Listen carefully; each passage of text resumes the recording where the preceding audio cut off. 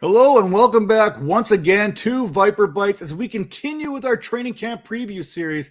And this time we are going to stop in the NFC East. But before we get to the Dallas Cowboys, the Washington Commanders, the Philadelphia Eagles, and yes, the New York Football Giants, take a second, rate and review us on Apple, Spotify, Stitcher. And if you're watching us on the Vipers Network on YouTube, make sure to take a second, like us, subscribe to us, do all that good stuff so we can continue to put out some of the best content out there today. And without further ado, hey, one more thing. Let's back this up. FantasyPoints.com. Head over there today. Use promo code VIPERS22 and get 10% off your subscription today. Now, let's dive into this preview here.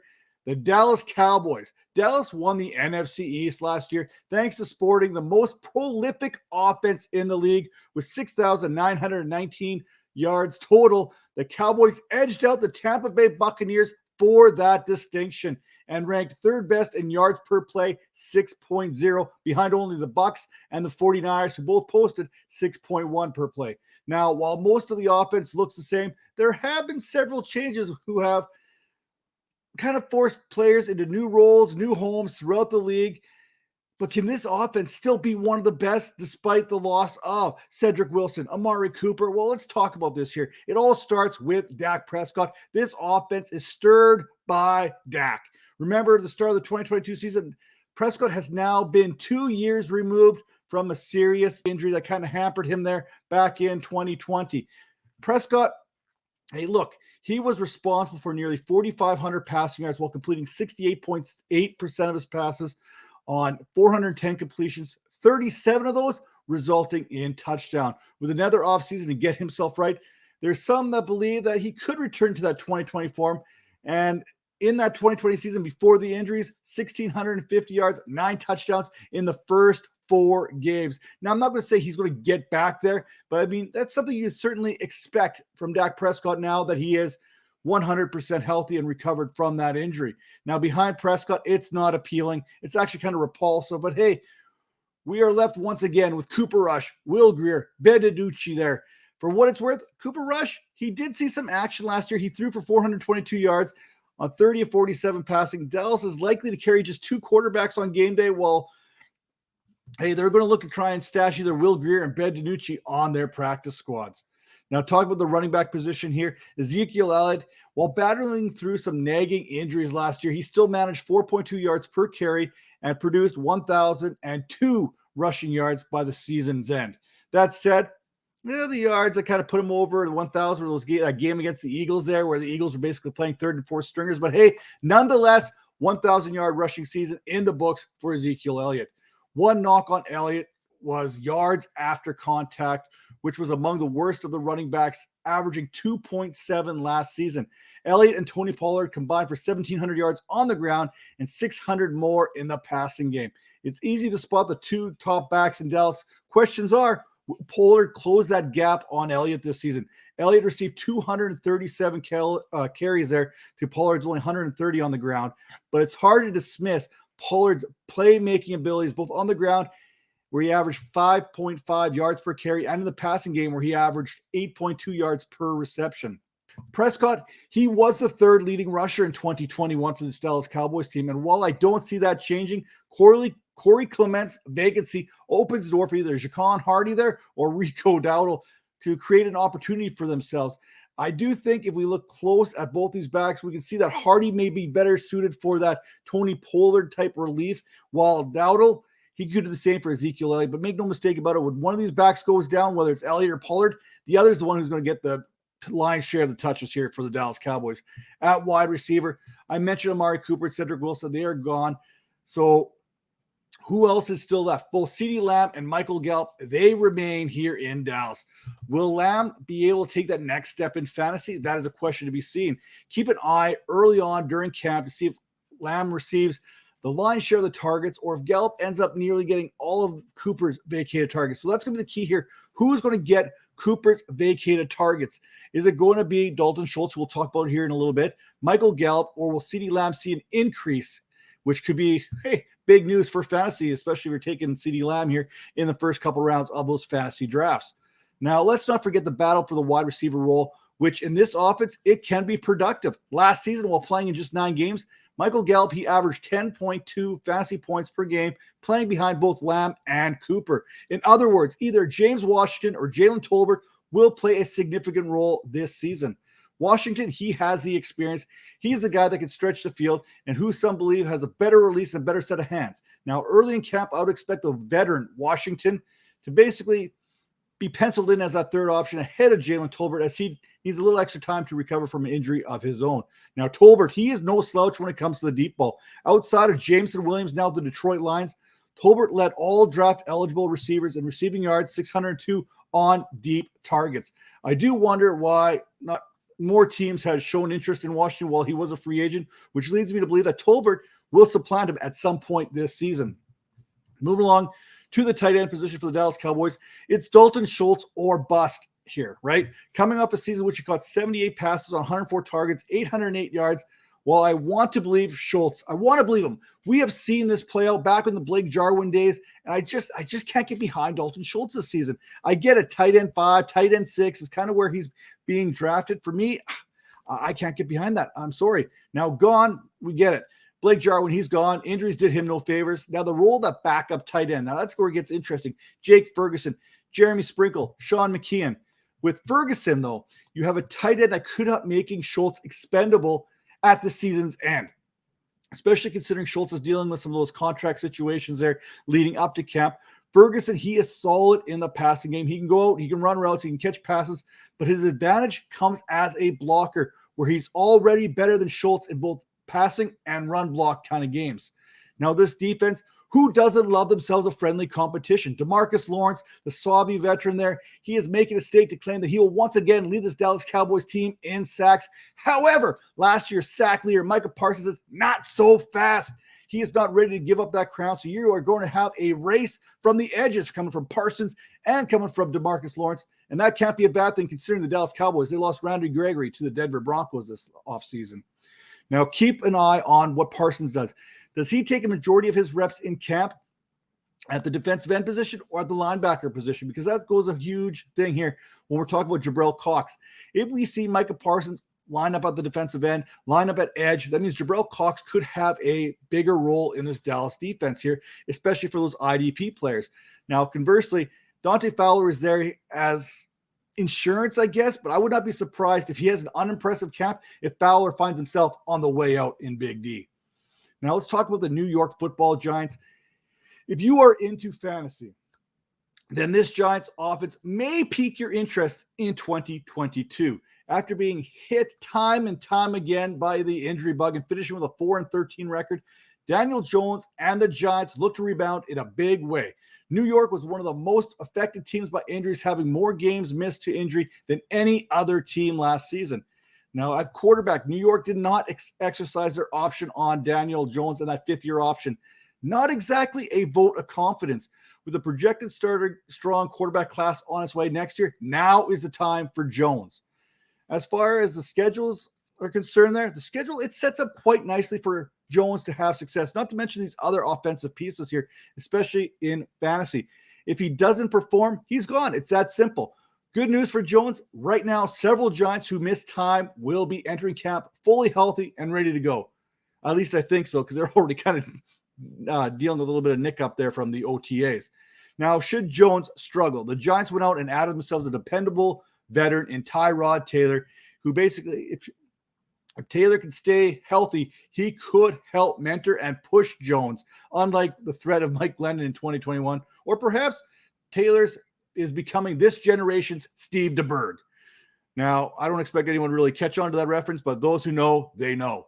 Now, as far as the running back position, New York's leading rusher from a season ago is still a free agent. Yes, I'm talking about Devontae Booker, not Saquon Barkley. So if ever there's a time for Saquon Barkley revival, this is it. Have you seen him without his shirt on? Man, the dude is jacked. He is ready for a big season.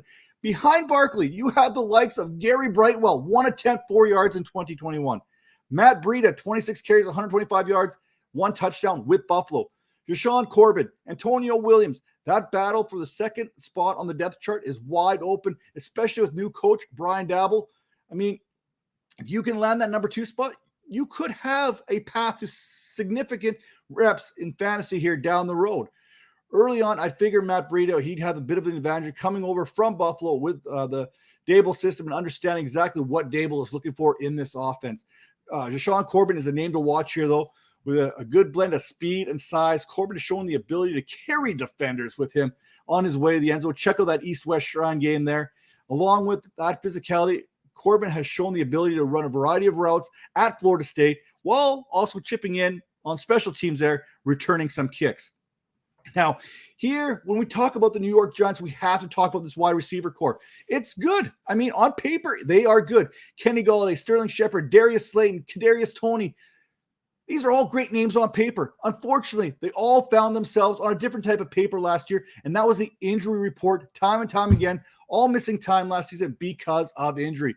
Throughout training camp, it will be interesting to see which receivers avoid any major injuries or those soft tissue type injuries that could linger into the regular season.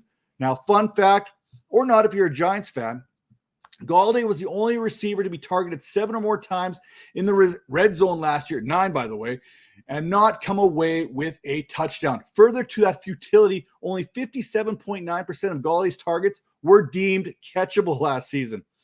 All 4 of these Giants receivers averaged 10.2 yards per reception, so we know that this offense can be explosive if it can stay healthy. Right now, you have to expect Golladay and Toney to line up on the outside with Shepard primarily filling the role inside, but don't be surprised to see Toney slide in there from time to time as well. Now, what I'm looking forward to here in camp is what Dable is going to do to get the ball into Wandel Robinson's hands. We saw him at Nebraska. We saw him at Kentucky.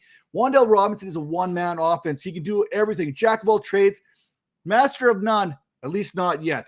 Now, he may be the most explosive wide receiver in this Giants receiver room right now, so it's going to be interesting. And if any of these guys miss any time, Robinson is going to slide into that role, and he is not going to relinquish it at any time. Now, at the tight end position, Evan Ingram is gone. Addition through subtraction for Giants fans, I'm sure. So how will the Giants cope with the loss of 408 receiving yards, 3 touchdowns, 48 receptions? Okay, sarcasm aside, we talked about the 4 good receivers, right?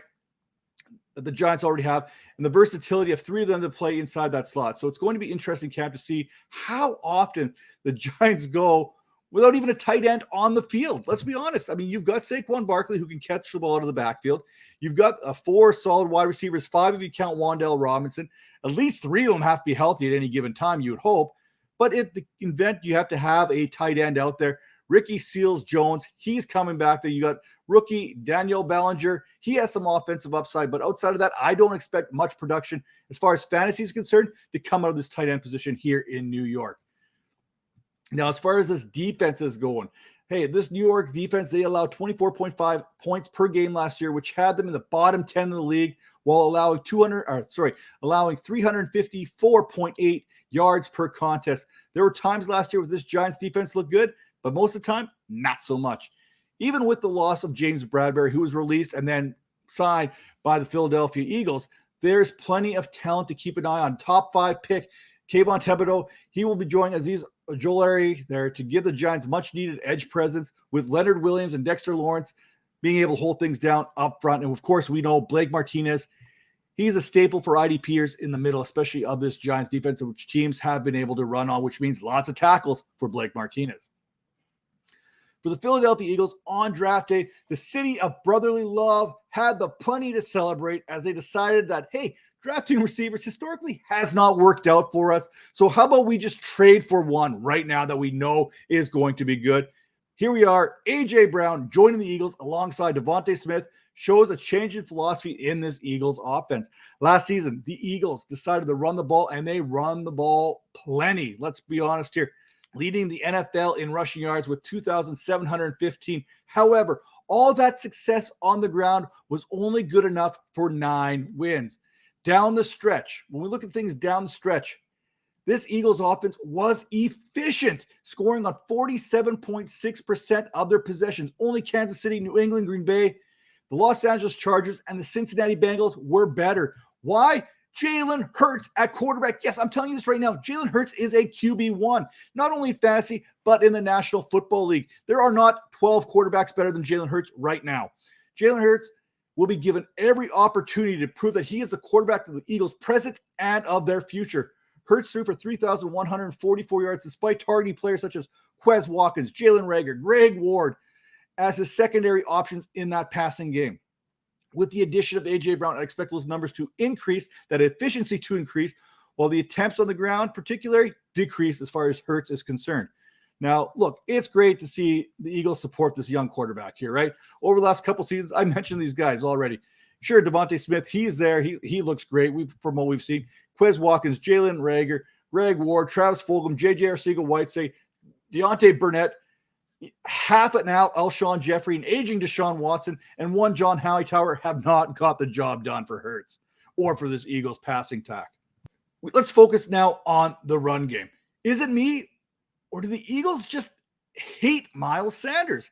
Sanders, when given an opportunity and the ball, he has produced. Look at last season, 137 attempts there. He averaged 5.5 yards per carry and finished with 754 yards on the ground and another 158 yards in the passing game. Sanders became one of just 17 running backs to have at least 125 carries in a season and score 0 touchdowns since 2000. Yes, thank you, Graham Barfield, and that stat pack for that piece of information. Yet when you look at everything here, he still lost touches to Jordan Howard. Production was there, but yet you're giving away opportunities to a guy that came off the street in Jordan Howard, who basically is like, hey, you know what? I can carry the ball. And you know what? He did. 4.7 yards per carry on 87 touches. Throw in a little bit of Boston Scott, who'd go on to rush for 7 touchdowns on 87 regular season carries. And this is a mess for the Eagles here, and a mess if you're a Miles Sanders guy. But the opportunity for Sanders is going to present itself. With Jordan Howard now out of the picture, it'll be interesting to see if Kenneth Gainwell can cut into Sanders' workload, especially considering he led all backs with 33 receptions on 50 targets for 253 yards in Philadelphia. We can expect Boston Scott to receive the same kind of workload as a runner, as a patch catcher in 22. But where does Kennedy Brooks factor into this whole equation? Because talent-wise, Kennedy Brooks is an interesting prospect. His combine likely didn't do him any favors, showing a lack of explosiveness with some poor testing scores. His college career is also a little questionable, from putting up 1,000 yards as a sophomore, 6.5 yards per carry. He was then under investigation for some off-field allegations there before sitting out a season due to COVID, before then returning and averaging 6.3 yards per carry and rushing for another 1,253 yards. If Brooks can stay in the good graces, he is certainly gifted enough to push for some Jordan Howard-type touches in Philadelphia. At wide receiver, some are calling this is an opportunity for 2 1,000-yard receivers in Philadelphia this season. I say pump those brakes. Philadelphia, they're still going to look to run the ball. They are transitioning, not abandoning the run. Last season, Devonta Smith, 104 targets, managed to haul in just 64 of those for 916 yards. While the expectation is Hurts passing improves, I can also see the Eagles having only one 1,000-yard receiver, so pick and choose here. Maybe none. I don't know. It's also very possible that Hurts, he can support 2 top 24 fantasy receivers, but we will need to watch in camp what kind of a commitment that the Eagles put towards the passing game. Brown and Corey Davis with the Titans a couple seasons back almost had 2 1,000-yard receivers in a heavy run offense, much like we're going to see in Philadelphia. And it all came down to Ryan Tannehill's efficiency and how he was able to distribute the ball effectively, which when teams are focused on the run, which most teams will be when they're playing against the Philadelphia Eagles, Jalen Hurts is going to have to be efficient. And if he can maintain that efficiency, there's an opportunity for both Brown and Devontae Smith to have 1,000-yard type seasons here. Quez Watkins will likely play the third fiddle among the receiver group here, with Greg Ward, newly signed, Zach Pascal factoring in from time to time. It's also a certainty that Jalen Reagor will be cut, released ahead of training camp. Others in this camp include John Hightower, Deon Cain, Devin Allen, Britton Covey, Kendrick Wetfeld, and, of course, Josh Hammond. At tight end, Philadelphia, they moved on from Zach Ertz. The Zach Ertz days are done. He went to Arizona last season, making room for Dallas Goedert to command more of a target share moving forward. And then the Eagles went out and got A.J. Brown, which could totally reverse everything that they did by moving on from Zach Ertz. Now, behind Goedert, there's an open competition between rookie Grant Calcaterra there and the quarterback convert there, Tyree Jackson. That, man, if he didn't have bad luck, he'd have no luck at all, especially when it comes to injuries. Now, when we move along to this defense here, Philadelphia's defense ranked 11th in passing yards allowed and 9th in rushing yards allowed in 2021. one has to like what the Eagles have done on defense this offseason. They went out in the trenches. They worked on that. Jordan Davis out of Georgia will be there to kind of filter in with Fletcher Cox, Jevin Hargrave, while rotating in along that front.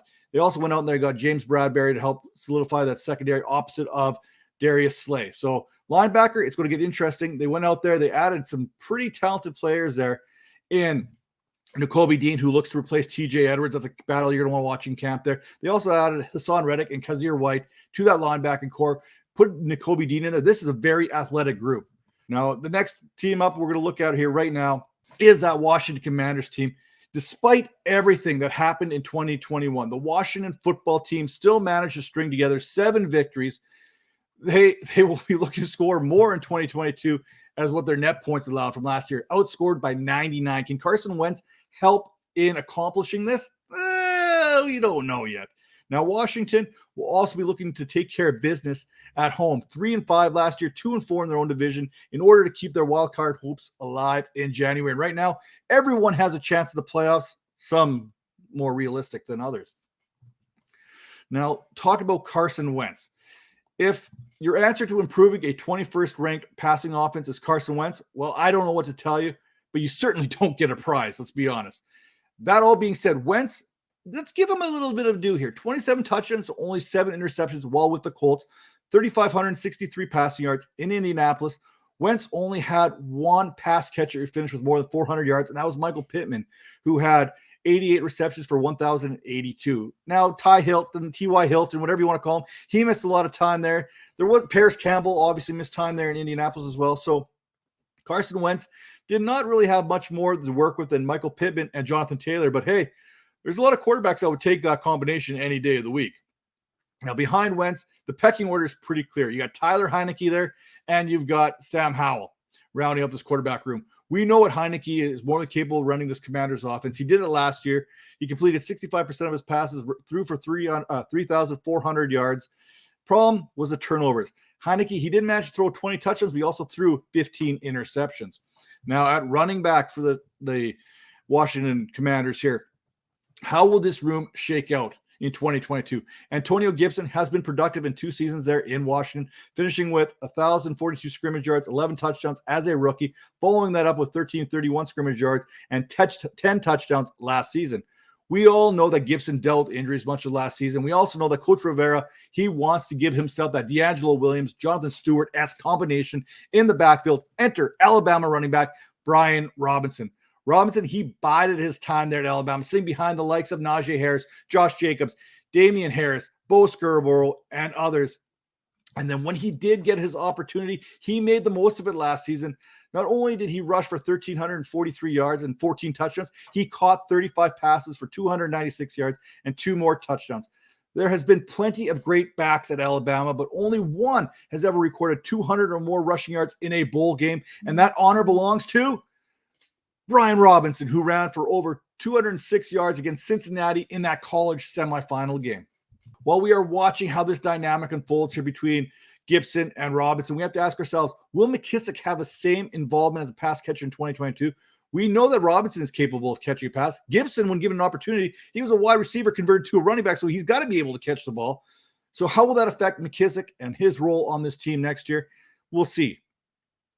Biggest question surrounding this receiving core in Washington involves Curtis Samuel's health. Samuel has only played 5 games last season. They're limited by a groin injury, making just 1 start, hauling in 6 passes for a modest 27 yards.